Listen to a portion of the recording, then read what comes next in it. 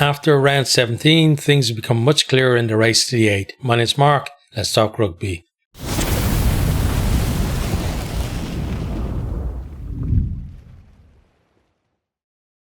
Fantastic weekend of rugby once again. Some shock results as well that really shaken things up.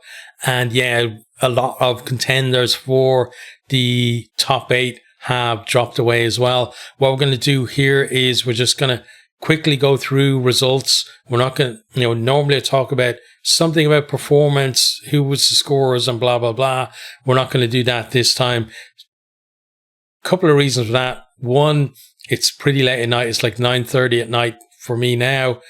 I've only literally just gotten back from work. I've just had my dinner and, I've got to get ready for work tomorrow. I'm back in there early in the morning. It has been, a hectic few weeks for me, and I've been trying to do my best to make as many videos as I can. But,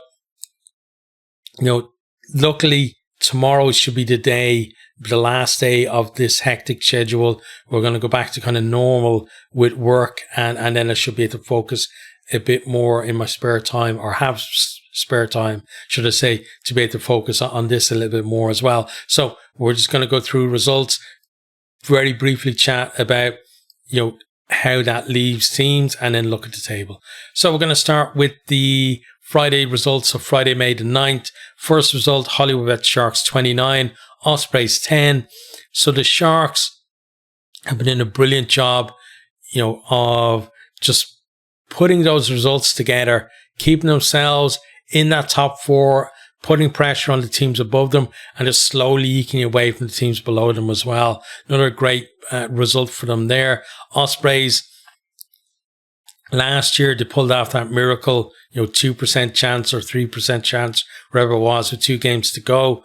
And this year it wasn't to be for them. But, the good thing for them is they had a bit of a bounce, at least in the second half of the season, to be in somewhat contention in the last few rounds. Not a great start to the season, middle of the season as well, honestly, for them. So at least overall, obviously not this result, but finishing stronger than they started. But again, a team that are looking now to next season.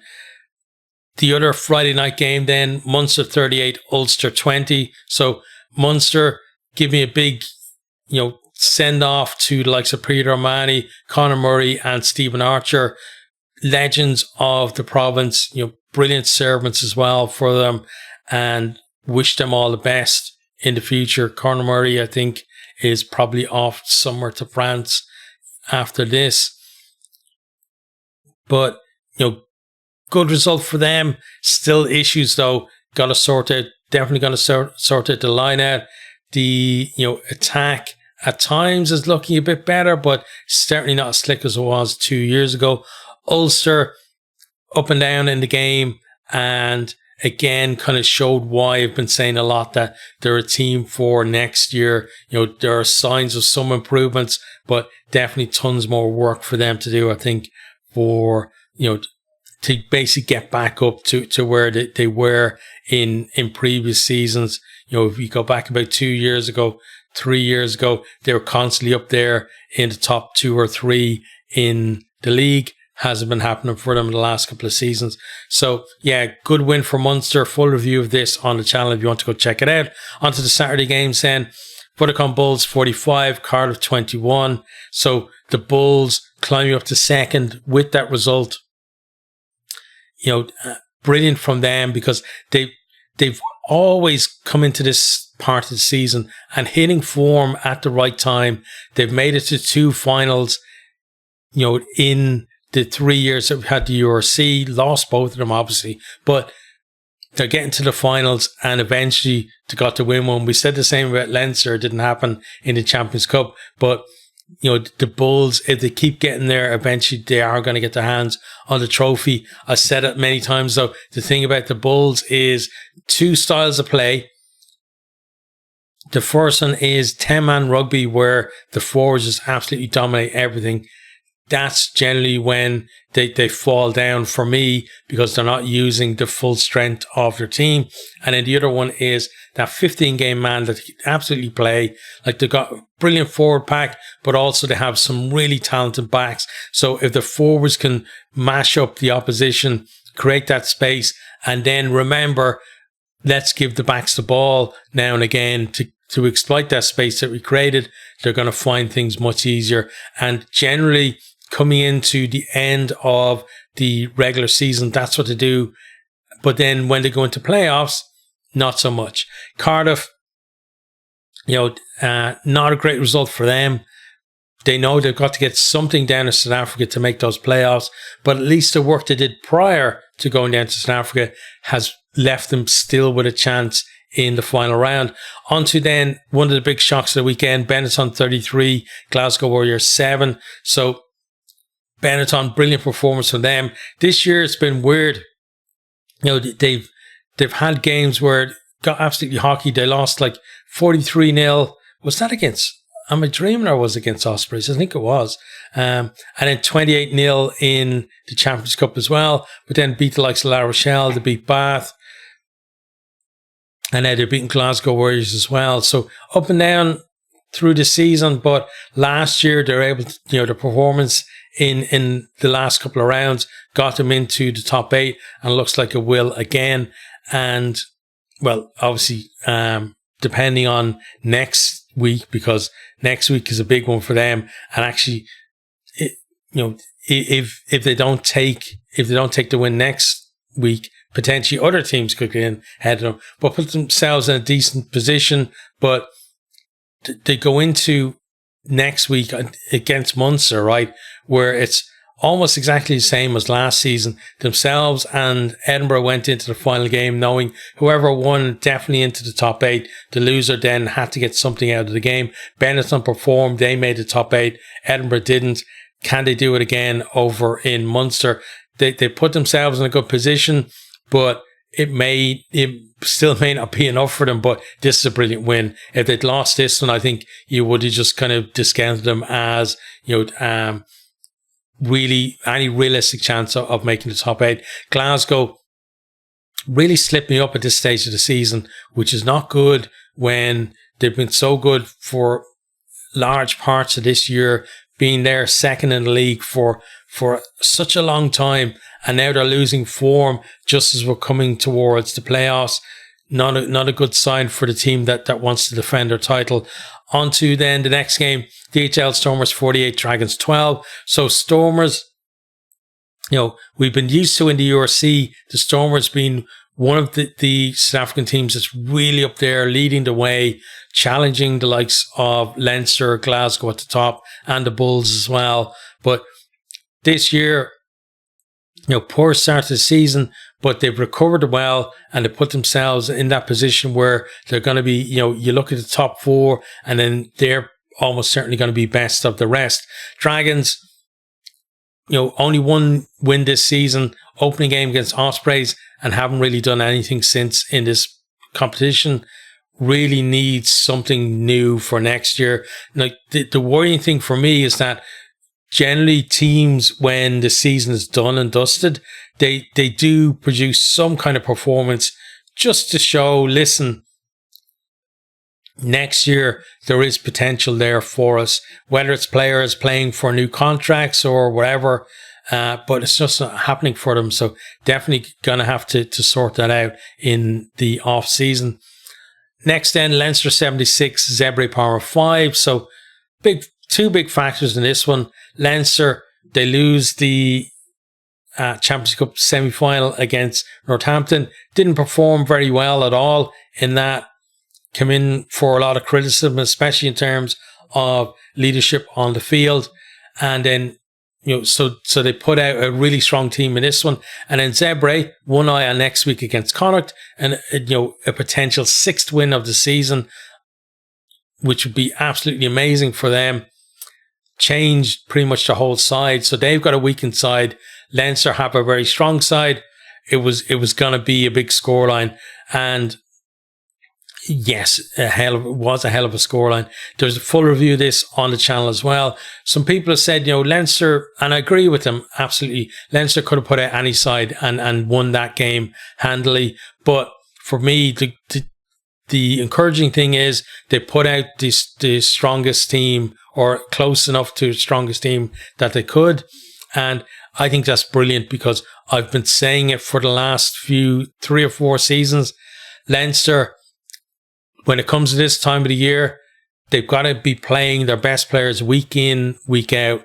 And they've got a brilliant squad. So for me, it shouldn't be a case of, okay, the Champions Cup team, as it were, they play their quarter final, then they get rested, and then the URC team play, and then the next knockout game, the first team come back in, and then you might have rest again, and then they come back in, or whatever.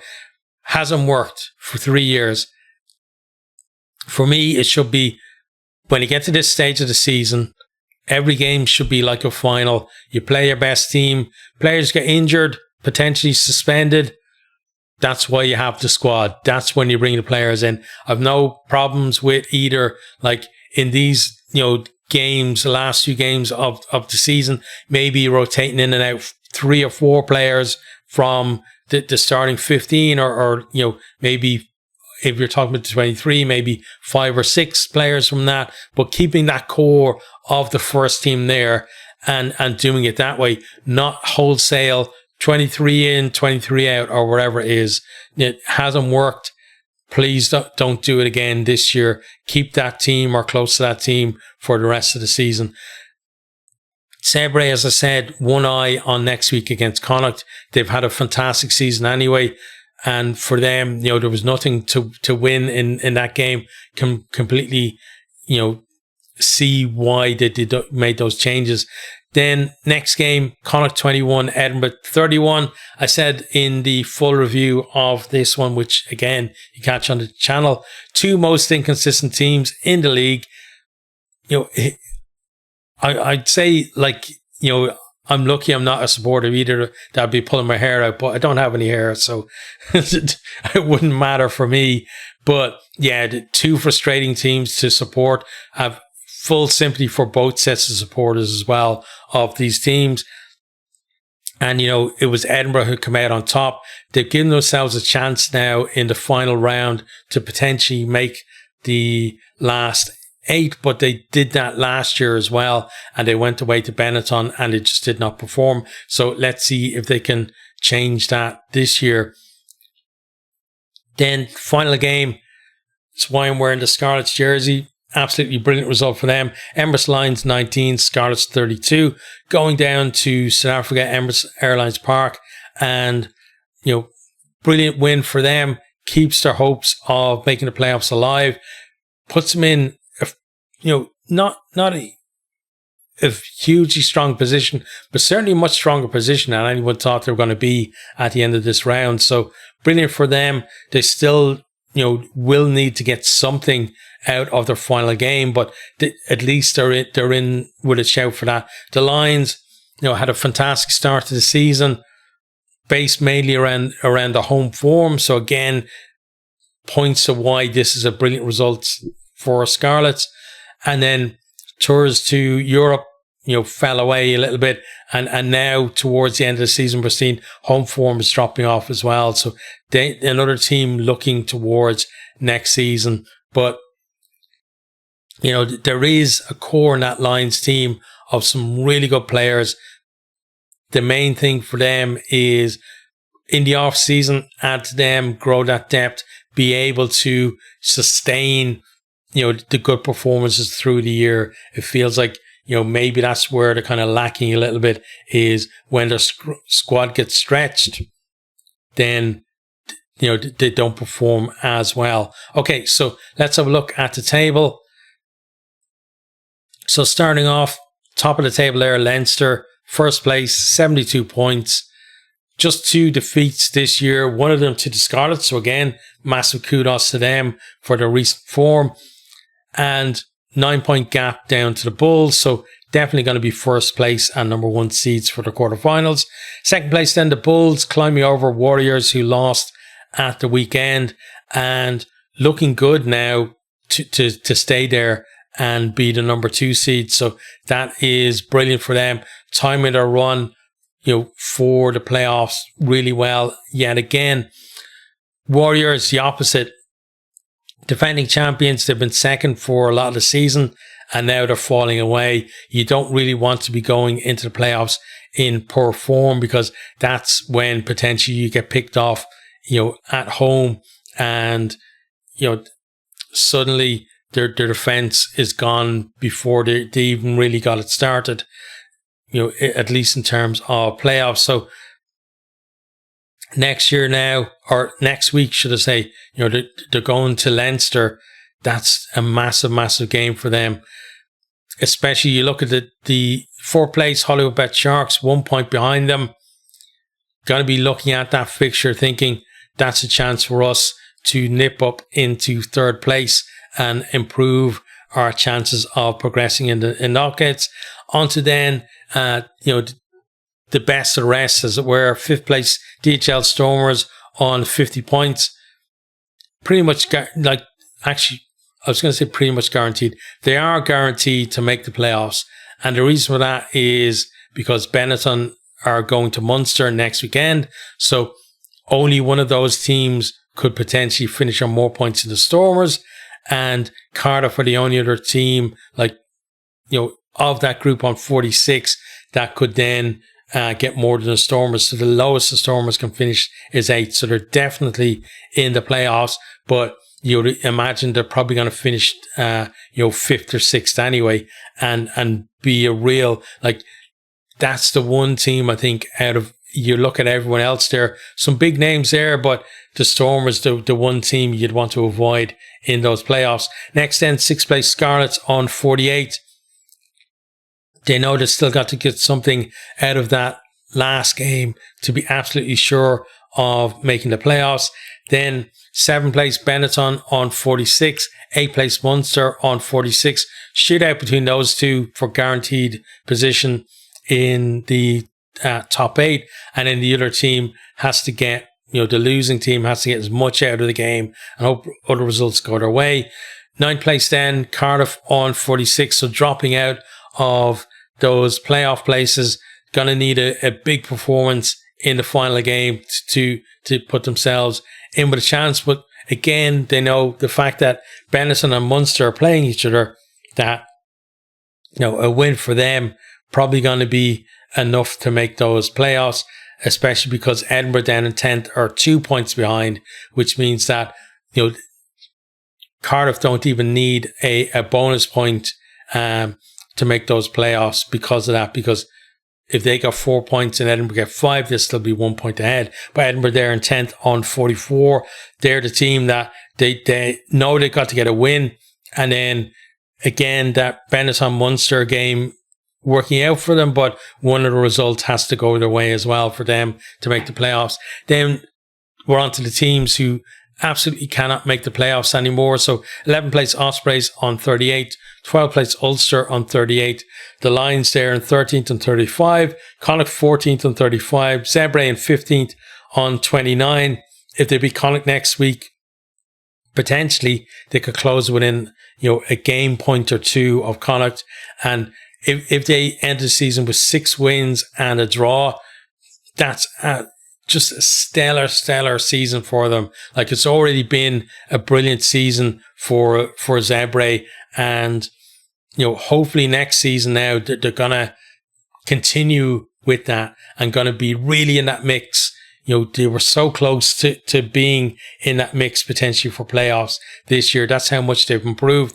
Now, next season, though, we're going to see how much of that was fear of the fact that, that talk about Zebre being dissolved and them starting a team in Rome, and how much of that is the fact that Zebre are just a much better team than they used to be. There certainly is, in terms of the foundation there, the improvement year on year. We've been seeing it.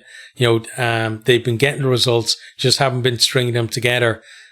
So there's definitely a core there. It's just next year, what's going to happen with them? Are they going to push on from here?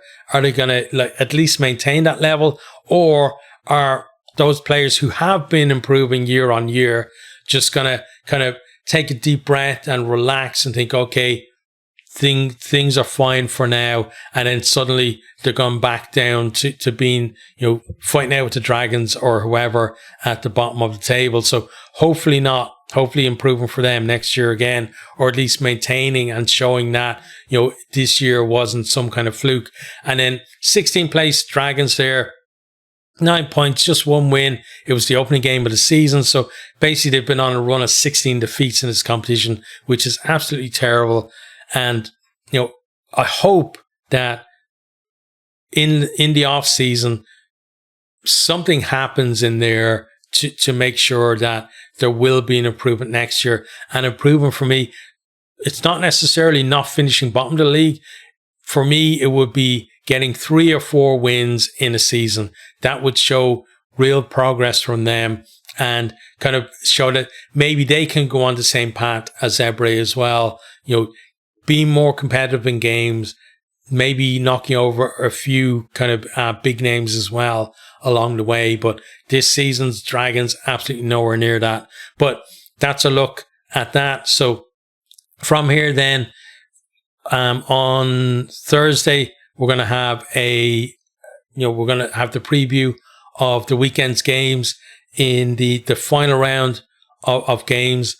And, we'll talk more about,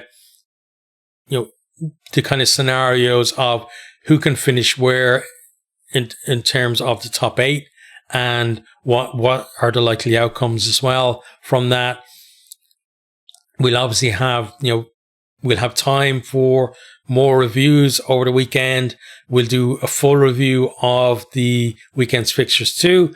And then the rest of the season then we're going to focus on, domestic and the European finals as well. So I know last week in, Thursday, the Lions squad came out.